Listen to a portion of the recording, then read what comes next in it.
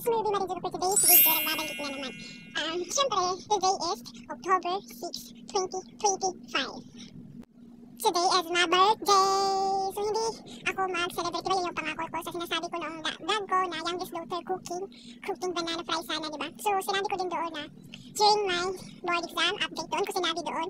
At saka may nagtatanong kasi na gusto daw nilang malaman ang average ko sa PIC, Professional Evaluation Commission sa PIC, kung ilan daw yung average ng ano ko, paano ako nabagsak, ganyan. So, nagsabi din na, pwede din naman daw na, yun, upload ko sana. Pero sabi ko hindi ko siya i-upload. Kasi sabi nila, ikwento ko na lang daw. Kasi kung ano yung experiences ko sa board exam, kung bakit hindi ako nakapasa, ganito ba yung mga katanungan na sasabihin ko. Dahil birthday ko naman ito, so sinabi ko na hindi ako maghahanda. Maghahanda sa aking birthday kasi ang wish ko talaga sa aking birthday is yung makapasa sa PIC, lisensya, pero hindi kasi nangyari. I am failure, so ayun nga, hindi nga ako nakakapasa. So sa mga hindi nakapanood about sa board exam update ko sa vlog ko ng youngest daughter cooking banana fry sana yun. So craving satisfied. So hindi ko sa mga hindi nakanood, tapos na yun lang yung sila nakanood. So gusto na nila ikwento ko kung alam yung average ko, ano yung journey ko sa board exam. Kasi ayoko sana pero gusto nila ikwento ko na lang daw kasi kung bakit hindi ako nakapasa. Okay, saan ko simulan? So during wala pang board exam, so starting na. So, during na wala pang board exam, hindi sana ako ngayon na year mag-board exam kasi wala akong pera. Luckily no, February first week ata, 2024 is pumasok ako sa trabaho ng pagiging cashier. So, nandito sa mga vlog ko yung cashier journey ko. So, yung cashier journey ko is, nag-ipon sana ako noon pang board exam. Kasi sinabi ko nga sa mga vlog ko na ako na mismo ang magpaprovide sa pangbayad ng review center ko. Kasi sinabi na dati sa parents ko nung pag-graduate ko pa lang na hindi sila magbabayad sa pag-review ko. So, kung magtrabaho ako, mag-iipon ako ang magbabayad. So, sinabi sa akin noon. So, sinabi ko naman sa mga vlog ko noon. So, November 3rd week ata, umalis ako sa pagiging cashier. So, nandito sa mga vlogs ko yung cashier ko na umalis na ako. So, sabi ko hindi na ata ako makaboard exam kasi ni piso. Nag-ipon naman ako noon, pero hindi kasi, nag-ipon ako pero wala kasi akong allowance noon sa during pagtrabaho ko ng cashier. So, yun na nga, hindi ako nakapag-ipon kasi nagamit ko sa allowance ko. So hanggang sa hindi na ako nakaipon, nung December, 13 month pay, so mga ko siya nakuha ang 13 month pay kasi umalis ako November. So nakuha, sabi kasi doon, 3 months bago makuha ang 13 month pay. So wala na akong pag-asa kasi akala ko ngayon year, hindi ako makakapag-board exam kasi wala ako, zero balance.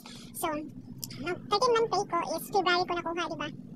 February, at yun, mga February 2025 ata, or January, kalimutan ko basta yun, in effort ko. So nakita naman ito, napanood yun ng 13 month pay, in-upload ko naman siya dito sa aking, yun yung ginamit ko, pero hindi ko sinabi doon sa 13 month pay ko na vlog na ginamit ko yung pera na yung 13 month pay para sa review center. Hindi ko siya ginamit, basta hindi ko siya sinabi doon, so ginamit ko siya sa review center. So ang review center is, kapag Monday and saka Friday, 3 days lang ang ng pag-review center ko, Lunes ka, 2 days yan Monday, Tuesday ka, so ibig sabihin 8-5, kapag satsan ka naman may trabaho ka is 7,500. So, alam mo naman, marami namang review center sa buong mundo. Pero sa barato ng Canada, yes, hindi expensive na pagbabayaran kasi na ako sa barato. Para yung kaya lang sa bulsa, para yung parents ko, is allowance na lang sila. Yun ang mga allowances. So, yun, ginamit ko sa akin ang 13 month pay ko doon nagsimula. Sabi ko, akala ko kasi hindi ako makaboard exam. So, may 13 month pay yun yung nagsalba sa akin. Yung pinaghirapan ko sa 8 months ko, sinalba ko siya sa 13 month pay ko. Pero sa to save of hindi ako grabe yung effort mo, nagtrabaho ka, pero failure ka lang babagsak. So, this is my first chance in my life. So, ayan, yung 13 month pay ko, ginamit ko siya pangbayad ng review center. So, face to face. So, 3.5 months, review center ka, depende sa review center mo kung ilang beses sa'yo magre-review, nakadepende kasi yan. Pero sa amin kasi 3.5 months na may final coaching pa, magbabayad ka pa rin sa final coaching.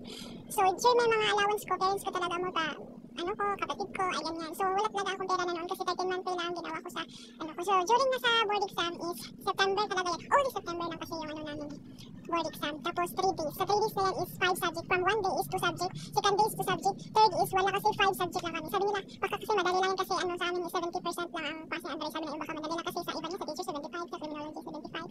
So, sinasabi ko hindi lahat ng course is madali. Sinabi ko doon sa vlog ko na ang social work is nagbibigay lang ng dilata, pero hindi siya madali, it's not easy. Kasi during kasi sa amin, sa review pa lang namin, halos, hindi naman nila lahat ko, halos yung iba kasi is nahihirapan sila sa objective type. Kahit naman ako, nahihirapan ako guys. So, pag situational lang siya ng mga katanungan is madali lang kahit na, syempre madali lang siya situational, pero sa objective type talaga kami nahihirapan.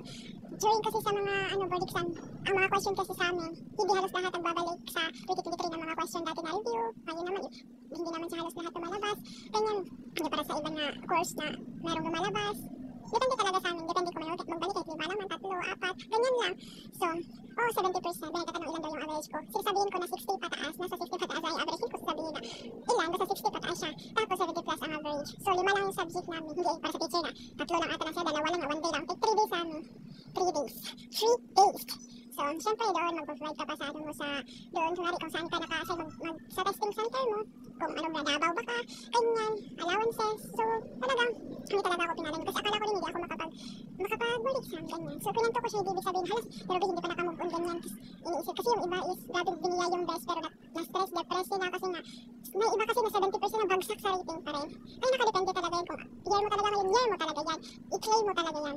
Pero, kung hindi talaga, yun yung magbibigay sa'yo ng strength para lumaban ulit, babalik ka na may strong na kakayanin mo na lahat kung ano man yung past na mga hindi ka nakapasa, ganyan, babawi ka sa next level. Ganun talaga. So, di ba 5 subjects sa amin, tapos only September lang yan siya. So, sa amin kasi na course is madali lang yung result. Di ba, Monday ngayon. Friday, Lunes, Martes, Merkulis. So, next Monday, may result na. Or ilang days pa yan pagkatapos ng board exam. Meron na sa hindi para sa ibang course na ano pa, 1 month pa, 2 months bago lalabas. Sa amin kasi, labas agad. Yan, makikita na kasi dyan kung pasado ka ba, hindi ka pasado. Yung iba kasi grabe na ipikin na lang 1% na lang binuhos na lahat pero hindi pa rin nakapasa. Diba? Kasi, kaya hindi natin masisisi ang iba kung na-depress sila. Ako kasi, bago pa yung result sinabi ko na napanaginipan ko na. Yung iba kasi mananaginip sila is kabaliktaran. Ako kasi pag nananaginip ako, either totoo or dahil kabaliktaran, nasa dalawa. Pero, totoo siya. Hindi ako nakapasa. Sabi ko kung wala pa yung result, sabi ko na hindi ako makapasa. Kung anong result tatanggapin ko. Hindi ibig sabihin na hindi pa ako nakamove on. Kasi kahit gusto mo mag-moving on ka, pero hindi mo naman makalimutan. Kahit kailan pwede natin mag-moving on tayo, pero hindi mo talaga makakalimutan ka lang yung experiences mo. Mag-moving on para sa next na naman, pero hindi ka talaga makakalimut kasi past experiences mo yun. May experiences ka na doon. Pinigay mong best mo, pero lisensya na, naging bato pa. Ganun talaga. So, kung ano man pinagdadaanan mo ngayon, parang bibigay sa'yo ng strength na dumaban ulit, sasabak ulit sa next level. Like talaga. So, sinay ko to sa hindi naman hindi pa ako nakamove on. Actually, sinabi ko naman sa sarili ko bago pa dapat handa ako. Alam ko naman kasi yung iba nade-depress na, ganito, ganyan. Hindi naman natin masisisi dahil halos binigay naman yung best na yun, pero hindi pa rin naman sapat. So, yan lang guys, yung ko. Kami na nagtatanong ilan daw yung average ko, bakit hindi ako nakapasa. Actually, may 3 akong subject na hindi naman as in mababa. Pero hindi talaga siya mataas na mataas. Nasa 60 plus pa lang, kasi 70 plus, pero hindi ako nakaabot eh. Kung 4 sana yung ko, kahit isang baba, pasado na ako. Pero wala eh. Ganun talaga. Kaya lang, so another na naman. Dito sa video na ito is hindi ko alam na mayroon pala akong surpresa na cake. So, nag-blow ako ng candle. So, ito yung advance celebration ko. So, October 5, 2025 na supposed to be ang birthday ko is October 6, 2025. So, first time ko in my entire life na magsiselebrate ako ng advance.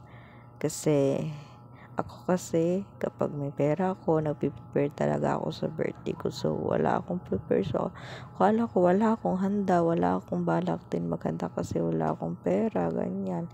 So, hindi ko na-expect na hahandaan ako. And, thank you so much pa surprise sa cake. At sa lahat ng na handa ko kasi wala talaga akong balak mag-birthday kasi sabi ko sa previous na vlog ko na syempre hindi ako nakapasa kasi wish ko talaga sa birthday ko is supposed to be kung nakapasa ako. So, kung i-celebrate ko siya sa birthday ko din kasama na pero hindi ako nakapasa kaya ayan, naging advance celebration at wala talaga akong pera pang handa. So, ayan. So, thank you so much sa pa-surprise. Ito talaga yung celebration namin. Ayan, kasama ko ang aking pamilya. And then, na-blow na ako ng candle yan bago kami kumain. At ayan lang ang vlog ko for today's video. Happy 25th birthday to me. And thank you so much for surprise of cake and all.